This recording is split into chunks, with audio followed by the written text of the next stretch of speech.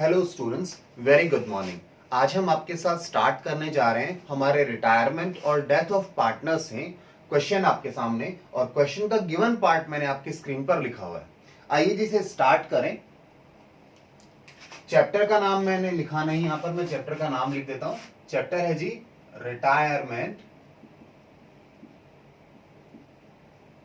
और death of partner. ठीक है, पार्टनरशिप का ये चैप्टर है, रिटायरमेंट और डेथ ऑफ पार्टनर। चलिए जी, डेथ ऑफ पार्टनर लिखना था, मैंने पार्टनरशिप लिख दिया। चलिए, तो क्वेश्चन क्या कहता है एक बार बुक की लैंग्वेज रीड कर लेते हैं, ठीक है, फिर इसके सॉल्यूशन पर आएंगे। क्वेश्चन हमें कहता है जी, A B C and D are partner sharing profits in a ratio of 1:3:4। हमारे पास 4 पार्टनर हैं और उनकी प्रॉफिट शेयरिंग रेशियो है 1:2:3:4। आगे क्वेश्चन कहता है D retires and his share is taken up by A and be equally. D retire हो रहा है फर्म से, जिसका शेयर है कितना 1 + 2 3, 3 + 3 6 4। 4/10 जो शेयर है डी का, वो रिटायरमेंट के समय अपना शेयर देकर जा रहा है इक्वली, आधा ए को और आधा बी को दिया उसने शेयर अपना। ठीक है जी। Goodwill was valued at 3 years purchase of average profits which were. तो गुडविल कैसे कैलकुलेट की जाएगी, 3 years purchase of average profit, यानी एवरेज प्रॉफिट को 3 से मल्टीप्लाई कर दो, गुडविल आ जाएगी। और एवरेज प्रॉफिट क्वेश्चन ने दे रखे हैं आपको, क्वेश्चन ने 20,000 दी, यानी आपको कैलकुलेट नहीं करना है, उन्होंने खुद कैलकुलेट कर रखे हैं कि एवरेज प्रॉफिट हमारे 20,000 है। आगे क्वेश्चन कहता है general reserve showed a balance of 65,000 at the time of retirement. Retirement के समय जनरल रिजर्व में 65,000 रुपए का बैलेंस है।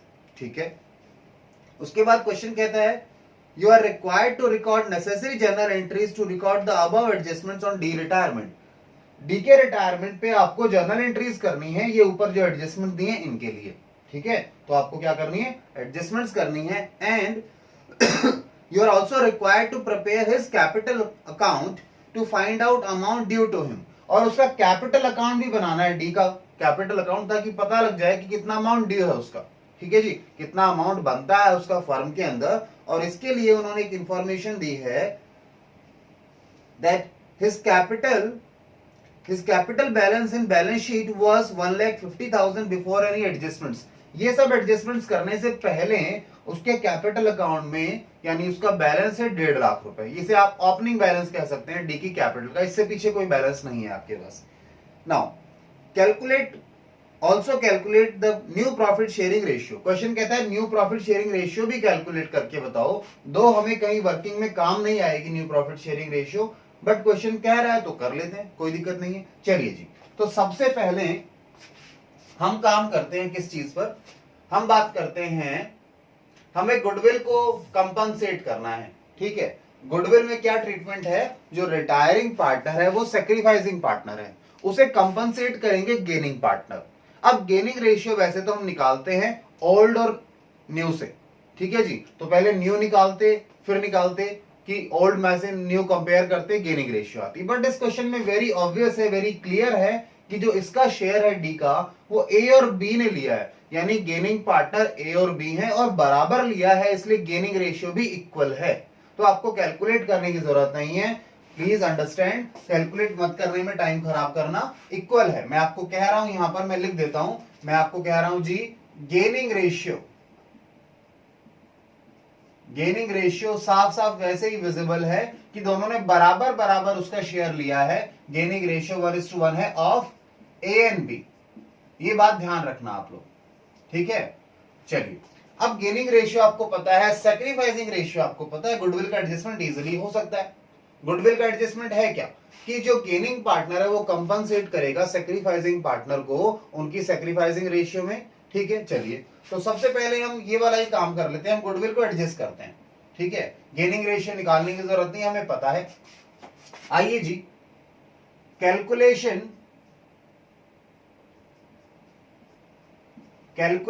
ऑफ गुडविल करते हैं। पहले गुडविल कैलकुलेट कर लें, और ये वर्किंग नोट नंबर 1 है, हमारा 1 है। गुडविल की कैलकुलेशन करें। आपको पता है goodwill is equals to 3 multiplied by average profits. Question ने बताया है आपको, इजी है कैलकुलेट करना गुडविल हमारे लिए। क्या है जी? 3 into average profit. Average profit आपको गिवन है, तो आप कह सकते हैं 3 मल्टीप्लाइड बाय 20,000 दैट इज 60,000। तो गुडविल कितनी है जी फर्म की? आपकी 60,000। अब 60,000 की गुडविल है, ठीक है, ध्यान दीजिएगा, 60,000 की गुडविल है, ये भी आपने फाइंड आउट कर लिया। ठीक है, आपने गुडविल भी फाइंड आउट कर लिया। कितना है जी? ₹60,000। चलिए एक काम और कर लिया हमने। उसके बाद अब हमें जनरल रिजर्व का ट्रांसफर करना है, वो हम साथ कर लेंगे। ठीक है, तो बाकी किसी के लिए ज्यादा कैलकुलेशन की जरूरत है नहीं। ठीक है, कैलकुलेशन जो करेंगे वो एंट्रीज के साथ कर लेंगे। तो जर्नल एंट्रीज स्टार्ट करते हैं आपके साथ। ये दो चीजें याद रखिएगा आप, ठीक है, ये यूज होंगी अभी। तो मैं जर्नल एंट्री स्टार्ट करूंगा, इस पार्ट को ऊपर रहने देता हूं क्योंकि ये यूज आएगा। तो आइए सॉल्यूशन में हम जर्नल एंट्रीज स्टार्ट करें आपके साथ। जर्नल, पहली एंट्री क्या होगी जी?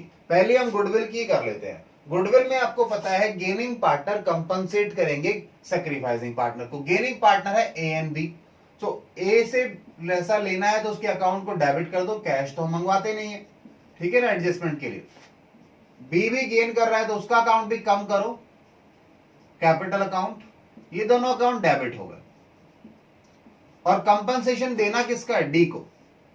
D is capital account credit होगा कितने से?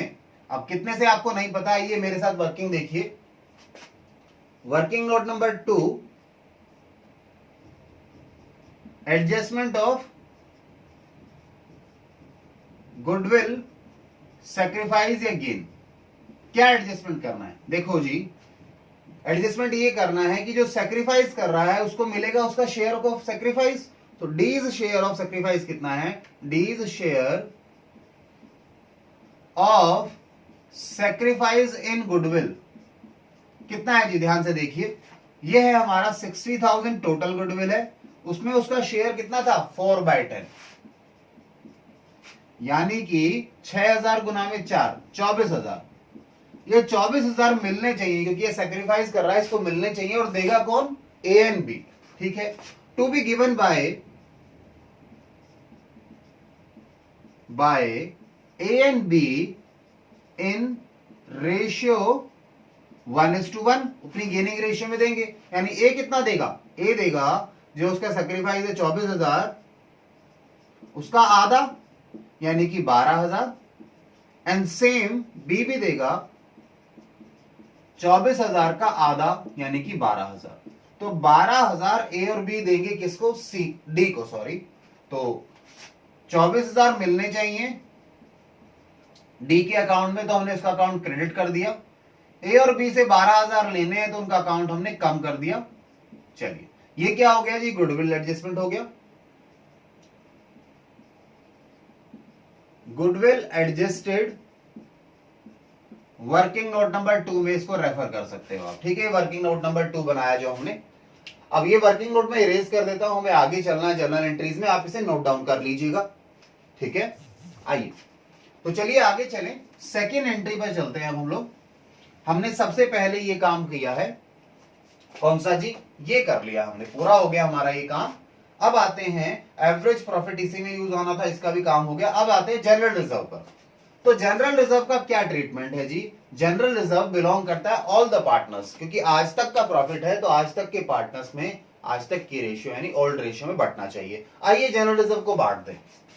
जनरल रिजर्व को बांटोगे तो क्रेडिट बैलेंस था, खत्म करोगे तो क्रेडिट डेबिट हो जाएगा। General reserve account debit to A's capital, to B's capital, to C's capital, to D's capital। चारों पार्टनर को ओल्ड रेशियो में बांट दो जनरल रिजर्व, ठीक है। जनरल रिजर्व है कितना? 65,000। 65,000 का जनरल रिजर्व है और हिस्से होने हैं 10। 10 में से एक हिस्सा ए का, 2 हिस्से बी के, 3 हिस्से सी के और 4 हिस्से डी के। तो आइए जी, अगर जनरल रिजर्व को आप 65,000 को 10 हिस्सों में बांट दें तो एक हिस्सा कितना आता है? 6500। 6500 को 1 से मल्टीप्लाई करो, एक हिस्सा आ जाएगा, यानी ए को कितना मिलेगा 6500।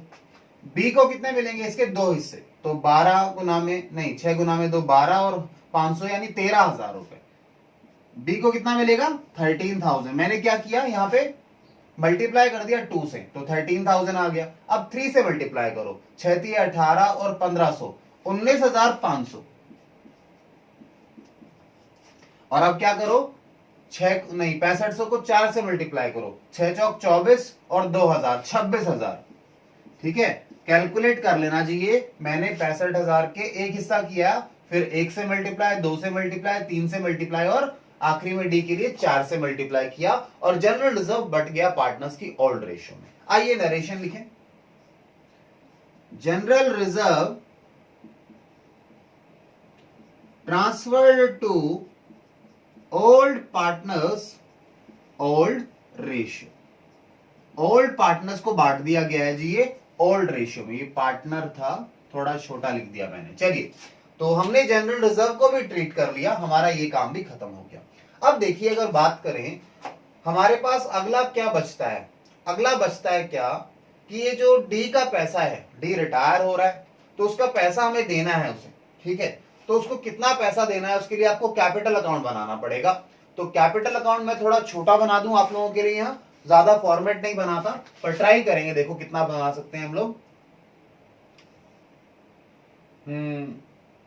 देखिए एक बार कैमरे में हमारे पास कहां तक आ जाएगा ये वाला पार्ट।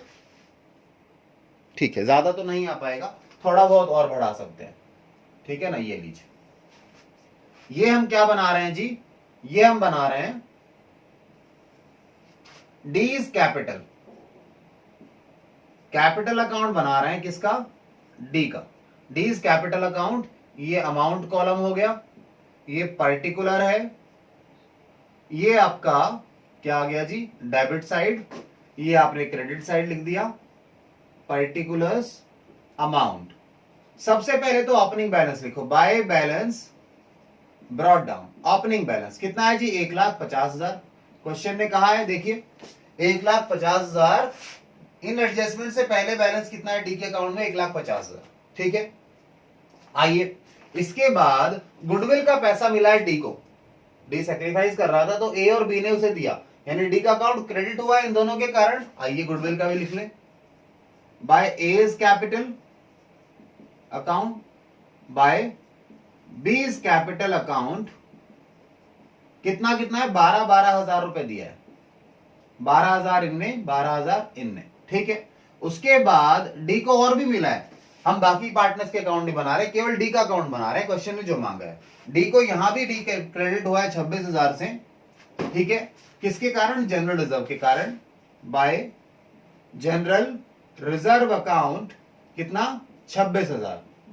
टोटल करो जी इसका, टोटल कितना आएगा 1.5 लाख और ये 50,000, 2 लाख रुपए, 2 लाख क्या आ गया जी, टोटल आ गया क्रेडिट साइड का। आइए जी डेबिट साइड में कुछ भी नहीं है तो 2 लाख ही बड़ा है, 2 लाख लिख दे। ये जो बैलेंस बचा है यानी 2 लाख रुपए जो डी के बनते हैं, क्या करें क्वेश्चन कुछ भी नहीं कहता तो हम उसके लोन अकाउंट में ट्रांसफर कर देते हैं, पेमेंट करने को बोलता है तो पेमेंट कर सकते हैं। तो दोनों ऑप्शन होते हैं आपके पास यहाँ पे, या तो इसे डी के लोन अकाउंट में ट्रांसफर कर दो इस पैसे को जो उसका बनता है, या उसे कैश में पे कर दो। लेट्स सपोज आपने लोन अकाउंट में ट्रांसफर कर दिया, कैश में पे कर देते तो टू कैश आ जाता। ठीक है, चलिए ये बैलेंसिंग फिगर है, ठीक है, जो हमें पे करना है। इसकी भी एंट्री करनी चाहिए, वैसे तो हम लोग नहीं करते कई बार, बट कर लेनी चाहिए मेरे हिसाब से, क्योंकि ये भी एडजस्टमेंट होना होता है रिटायरमेंट पर। तो आइए इसकी भी एंट्री करें। एंट्री नंबर 3, डी का कैपिटल खत्म करके उसके लोन अकाउंट में ट्रांसफर कर रहे हो, तो डी का कैपिटल खत्म होगा, डी का अकाउंट डेबिट होगा, D's capital account debit to D's loan account, कितना 2 लाख रुपीज। नरेशन क्या आ जाएगा, amount due to D is transferred to his capital, sorry, his loan account. Loan account में ट्रांसफर कर दिया हमने जो उसका अमाउंट ड्यू बनता था। तो हमारी जर्नल एंट्रीज तो खत्म हो गई जी, इसके अलावा और कोई जर्नल एंट्री नहीं बचती है हमारे पास। अब आगे चले, हमने ये जर्नल एंट्रीज कर ली, हमने डी का कैपिटल अकाउंट भी बना के दिखा दिया, क्वेश्चन ने बोला था कि डी का कैपिटल बनाना है, ये भी बना दिया। ठीक है, अब आती है बात न्यू प्रॉफिट शेयरिंग रेशियो की। कहता है कैलकुलेट करो जी न्यू प्रॉफिट शेयरिंग रेशियो। आइए, तो new profit sharing ratio calculate करनी है, ये सारा पार्ट में इरेज कर रहा हूं, हमें स्पेस चाहिए। अब आइए, वैसे करने को तुम यहां भी कर सकते थे, कहें तो मैं यहां पे करूं, नहीं फिर छोटा होगा, बोर्ड पे दिखेगा नहीं बच्चों को। चलिए इसे इरेज कर देते हैं। आपने जर्नल एंट्रीज कर ली, कैपिटल अकाउंट बना के दिखा दिया जो क्वेश्चन ने मांगा था, ठीक है, और बाकी वर्किंग नोट भी हो गए। तो आइए जी अब लास्ट पार्ट पे चलें, कैलकुलेशन ऑफ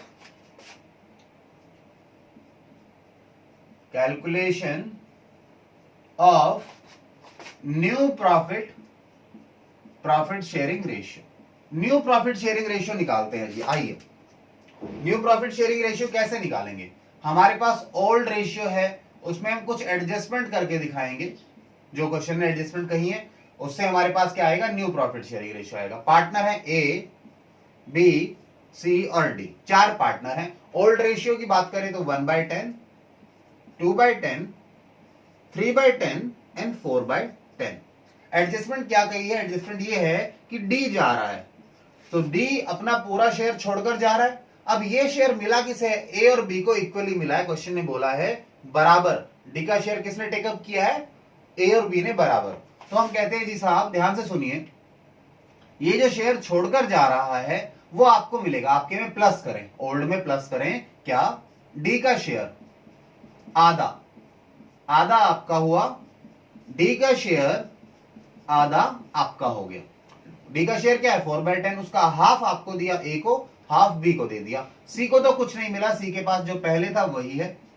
आइए तो जरा ये देखो, ये 2 से 2 चला, 2 से 4 2 बार गया, ये चला गया।